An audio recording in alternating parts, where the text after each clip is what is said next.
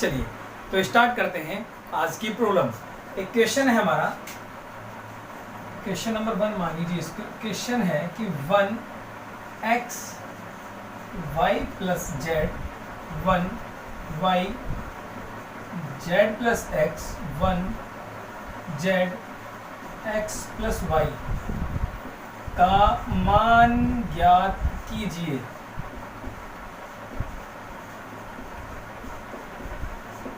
मतलब इसकी आप वैल्यू बताइए।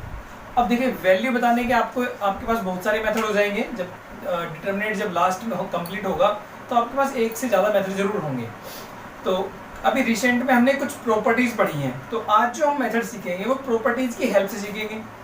इससे पहले जो हमने मेथड सीखा था वो था कि हमारा किसी भी रो या कॉलम के रेस्पेक्ट में उसको एक्सपेंड कर दीजिए, जो वैल्यू आती थी वो उस डिटरमिनेट की वैल्यू मिल जाती थी। आज हम वो वाला मेथड यूज़ नहीं करेंगे, आज हम प्रॉपर्टीज़ की हेल्प से वैल्यूज़ निकालना सीखेंगे। फिर आप उन दोनों में कंपैरिजन करना कि कौन सा मेथड सीखे, एक्सपेंड करना अच्छा है या प्रॉपर्टीज़ का यूज करना अच्छा है। ठीक है, चलिए स्टार्ट करते हैं। आपके पास ये है, अब भाई ये हमारा C1 होता है, भाई ये कॉलम 1, ये कॉलम 2, ये कॉलम 3। अब इसमें आपको याद होगा जब हम लोगों ने मैट्रिक्स में व्यू में इनवर्स निकाला था तो वहां पे ऑपरेशंस लगाते थे, रो ट्रांसफॉर्मेशन मेथड, अगर याद है ना, तो वहां केवल हम रोज में ऑपरेशंस लगाते थे। लेकिन डिटरमिनेट में ऐसा कोई रूल नहीं है, आप मर्जी करें कॉलम में लगाओ, जी मर्जी आए रोज में लगाओ, जैसा आपका तुक्का ठीक बैठे। एडजस्टमेंट करना है, जैसे भाई आपका एडजस्टमेंट बेस्ट हो जाए वही आपको यूज कर लेना है, अप्लाई कर देना। ठीक है, तो क्या करते हैं, हम एक ऑपरेशन लगाते हैं C3 की जगह, C3 मतलब इसकी जगह क्या लिखेंगे, C2 प्लस C3, मतलब C3 की जगह C2 प्लस C3 को ऐड करके लिखेंगे तो कितना आएगा 1 1 1। C2 हमारा x y और z और C3 की जगह कितना आ जाएगा x plus y plus z, x plus y plus z, और देखो x y z ये रहा, तो ये भी कितना बन जाएगा x plus y plus z. ये आ गया आपका C3। क्लियर। अब ध्यान से देखो, कॉलम 3 में सारे एलिमेंट x हैं, तो जब सारे एलिमेंट x है तो ये एलिमेंट आपका कॉमन हो जाएगा, और जब कॉमन हो जाएगा तो कितना आएगा x plus y plus z into 1 1 1, x y z 1 1 और 1।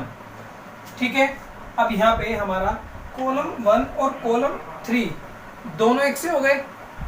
भाई कॉलम 1 और कॉलम 3 दोनों एक से हो गए, तो C1 बराबर C3।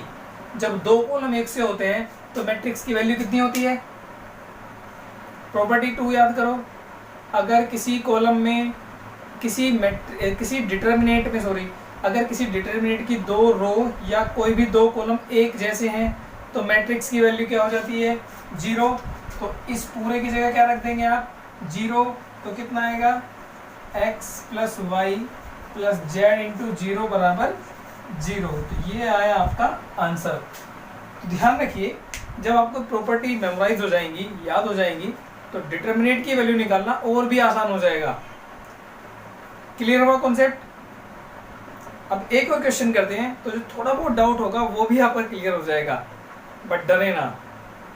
जो हमारा नेक्स्ट क्वेश्चन है वो है आपका, क्वेश्चन को ध्यान से देखिए, a plus b, b plus c, c plus a, q p plus q, q plus r, r plus p, x plus y, y plus z और जेड प्लस एक्स बराबर आपको प्रूव करना है 2 into a b c p q r x y Z.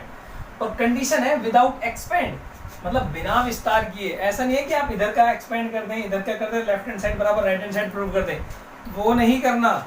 जब question में लिखा मिलेगा आपको कि आपको विदाउट एक्सपेंड या बिना विस्तार किए, इट्स मीन आपको प्रॉपर्टीज यूज करनी है।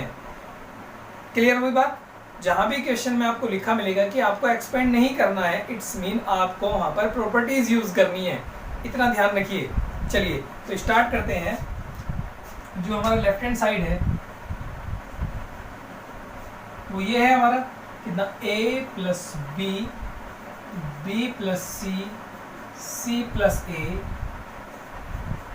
P plus q, q plus r, r plus p, x plus y, y plus z और जेड प्लस एक्स। ठीक है, चलिए अब इसमें आपको ऑपरेशंस लगाने हैं। आप रो को कॉलम में ऐड कर लीजिए, कॉलम को रो में ऐड कर लीजिए, ऐसे नहीं, मतलब कॉलम में प्रॉपर्टीज लगा दीजिए, रोज में प्रॉपर्टीज लगा दीजिए। अब खुद सोचो, अगर मैं ए इस वाले को सबको ऐड कर लूं, इसका मतलब ए बी, बी सी और सी ए, तो कॉलम 1, कॉलम 2 और कॉलम 3, ऐसे ही पी क्यू, क्यू आर और r p, x y, y z और जेड एक्स, इन सबको अगर ऐड कर लिया जाए तो एक ऑपरेशन बनेगा क्या, कि C1 की जगह C1 plus C2 plus C3। आ रहा है समझ में? तो हमने क्या किया, C1 की जगह C1 plus C2 plus C3 किया। ये आपका लेफ्ट हैंड साइड था, तो जब हमने C1 की जगह C1 plus C2 plus C3 किया, मतलब इसको पूरे को ऐड किया। अब सोचो, एक ए एरा, एक एरा, दो ए हो गए, एक बी एरा, एक बी एरा, दो बी हो गए, एक सी एरा, एक सी एरा, तो कितने हो गए, 2 सी, तो 2 इंटू ए प्लस बी प्लस सी, ऐसी पी एक एरा, एक एरा, 2 पी, 2 क्यू और 2 आर एरे, वैसे एक्स वाई और जेड, तो 2 यहाँ पे कॉमन करेंगे तो p plus q plus r और 2 कॉमन किया तो x plus y plus z. ठीक है, ये हमारा C1 बन गया। बाकी C2 C3 आप जैसे हैं एज इट इज ही नोट कीजिएगा। तो B plus c, q plus r और y प्लस जेड, और ये हो जाएगा आपका C plus a, R plus p और Z प्लस एक्स।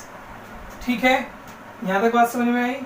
अब कल एक प्रॉपर्टी थी कि अगर किसी रो में या कॉलम में आप किसी नंबर की मल्टीप्लाई कर रहे हैं तो आप उस नंबर की पूरे मैट्रिक पूरे डिटरमिनेंट में मल्टीप्लाई कर सकते हैं। कहने का मतलब ये जो 2 है ये कॉमन हो जाएगा, तो इस 2 को हमने कर लिया कॉमन बाहर, तो कितना आया, a plus b plus C,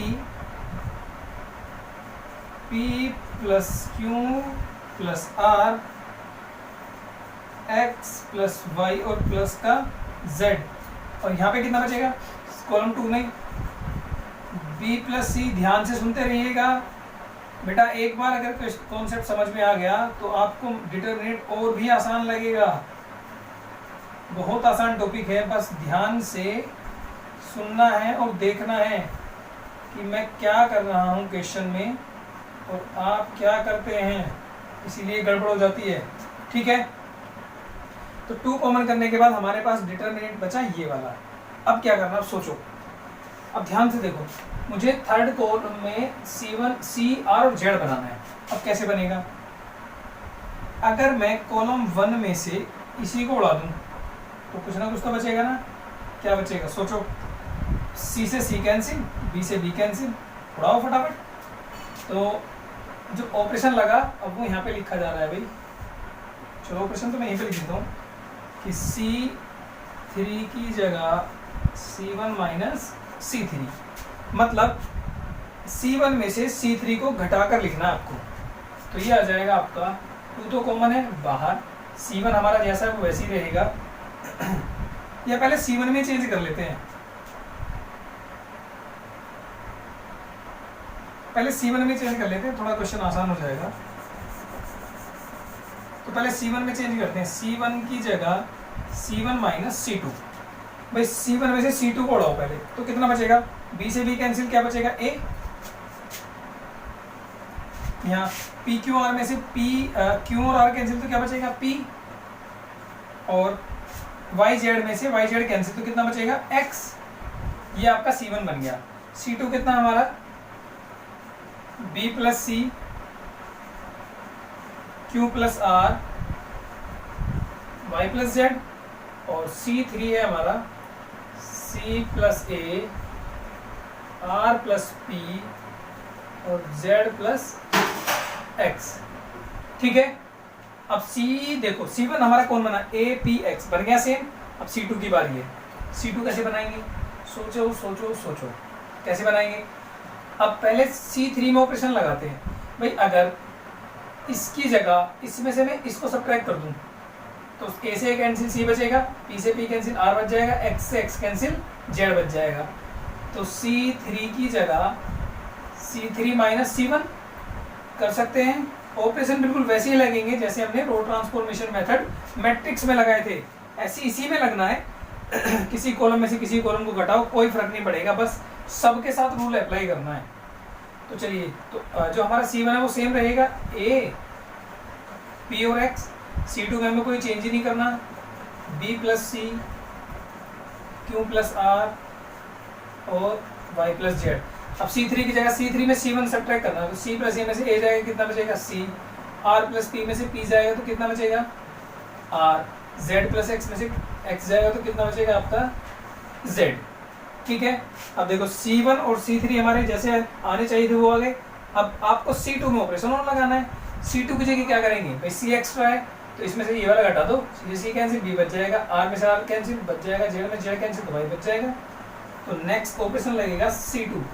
C2 में से आप C3 सब्ट्रैक्ट कीजिए तो कितना आएगा, 2 तो हमारा कॉमन चल रहा है, C1 जो है वही रहेगा, A P और X। C2 में से ये घटाना है तो C से C कैंसिल, B R से R कैंसिल, क्यों Z से Z कैंसिल तो आपका Y, और C3 जैसा है उसको वैसे नोट कीजिए, C R और आपका Z।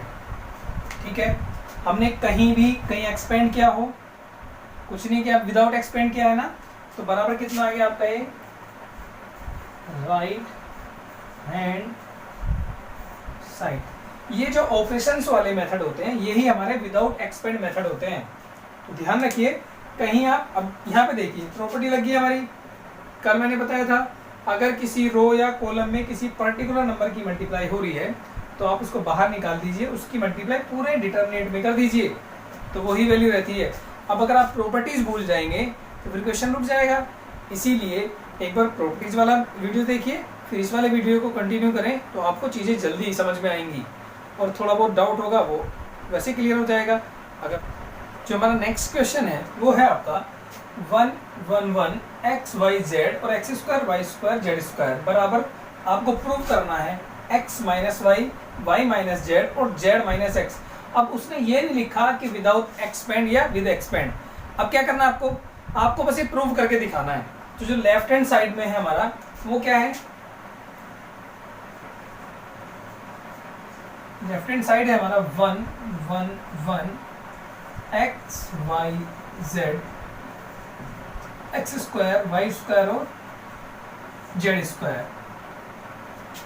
ठीक है, ये है हमारा लेफ्ट हैंड साइड। अब जब हम लोगों ने डिटरमिनेंट की वैल्यू निकालना सीखा था तो मैंने आपसे कहा था कि डिटरमिनेंट को उस रो या कॉलम की रेस्पेक्ट में ओपन कीजिएगा जिसमें सबसे ज़्यादा जीरोज हों, जीरो शून्य।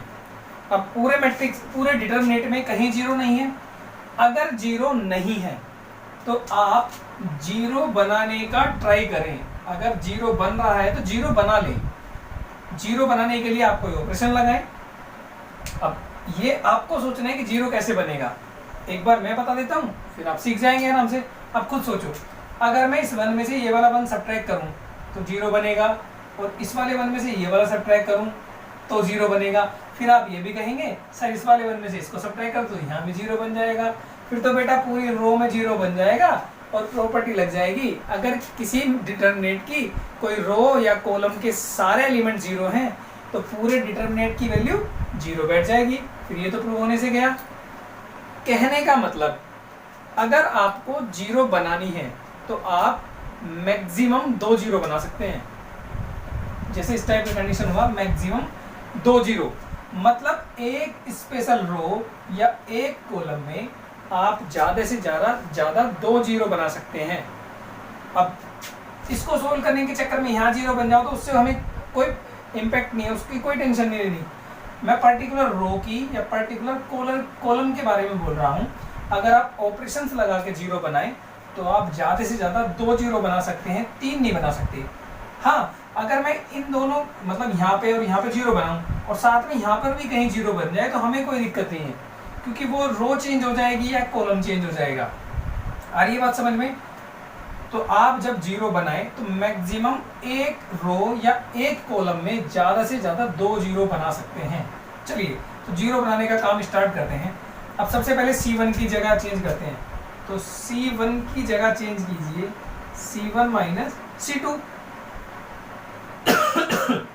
ठीक है, चलिए तो C1 की जगह C1 माइनस C2 लिखते हैं। तो 1 में से बन गया, बोलो 0, x में से y जाएगा तो x माइनस वाई, और ये बन जाएगा आपका x square minus y square, बाकी 1 y और y स्क्वायर, 1 z और z का स्क्वायर।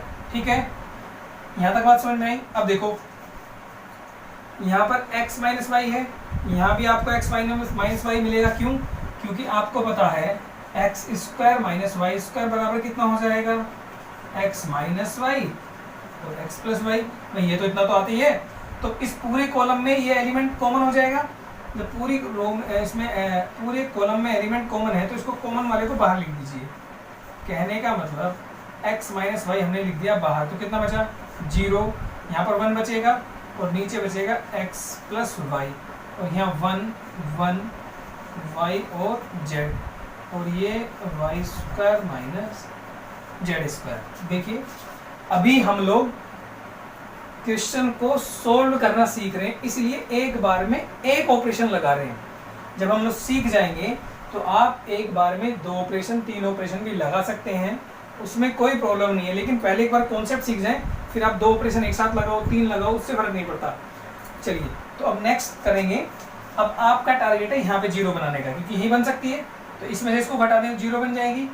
तो C2 की जगह C2 माइनस C3, भाई कहीं और तो आप 0 बना भी नहीं सकते, तो आप C2 में से C3 को घटाएंगे तो 1 में से बन गया 0, बन गया, काम हो जाएगा सिद्ध।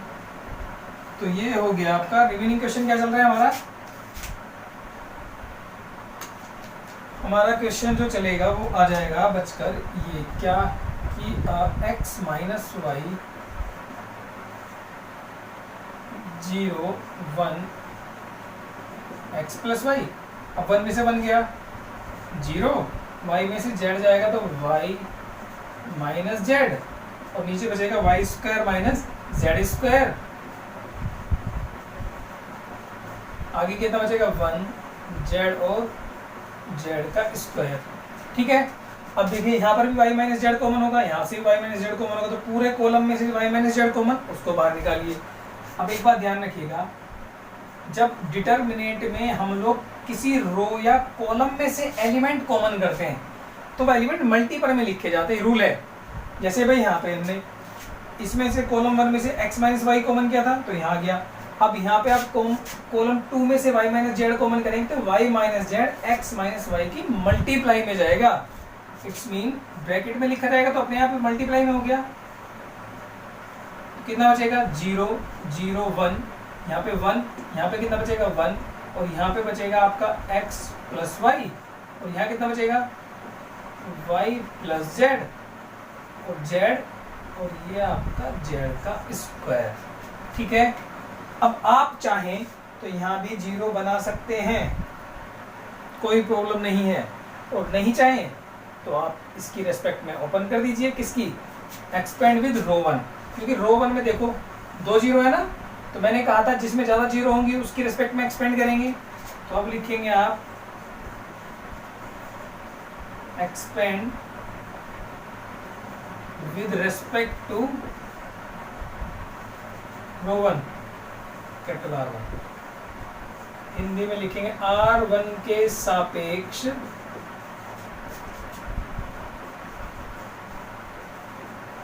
विस्तार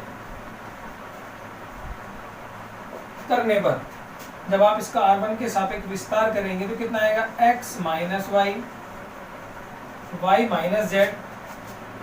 चलिए भाई विस्तार कर रहे हैं तो 1 के रेस्पेक्ट में। अब देखो जब इसकी रेस्पेक्ट में करेंगे तो सारा 0 भाई, क्योंकि 0 के रेस्पेक्ट में ये गया ये गया, इसकी इसमें, लेकिन बाहर 0 की मल्टीपल तो 0, फिर माइनस का 0 क्योंकि दूसरा भी 0 है, तो क्या बचेगा केवल प्लस 1। अब प्लस 1 के लिए इस ये वाला कॉलम ये वाली रो गई, तो रिमेनिंग कितना बचा 1 1, और ये आपका बचा इधर x प्लस वाई, और ये बचा y प्लस जेड। कर लीजिए ओपन। अब तो समझ में आ रहा होगा ओपन करने का मेथड, मैं हम लोग पहले क्लास में सीख चुके हैं, पिछले लेक्चर में। एक्सपेंड करो तो इसकी इसमें y प्लस जेड, फिर minus x minus y, minus की मल्टीप्लाई होती है ना ऐसे करके, पहले मेन डायगोनल फिर माइनस सेकंड डायगोनल, y से ये वाला y कैंसिल, तो कितना आ गया x minus y, y minus z और z माइनस x। ये क्या है आपका, ध्यान से देखो जरा एक बार, राइट हैंड साइड। समझ में आया? क्यों भाई, पढ़ाया हुआ टॉपिक समझ में आ रहा है या नहीं? मजाक की बात नहीं है। अगर किसी को कोई प्रॉब्लम आती है तो आप पूछा कीजिए, जब आप पूछते हैं तो किसी और भैया का भी भला हो सकता है। आप ग्रुप में एक मैसेज डाल दीजिए कि सर ये वाला कॉन्सेप्ट समझ में नहीं आया, तो हो सकता है वही मेथड किसी और की समझ में भी ना आया, वो चुप बैठा हो कि सर मुझे डांटेंगे, सर कुछ कहेंगे, या मेरे क्लासमेट मुझे कुछ कहेंगे। ऐसा कुछ नहीं होता।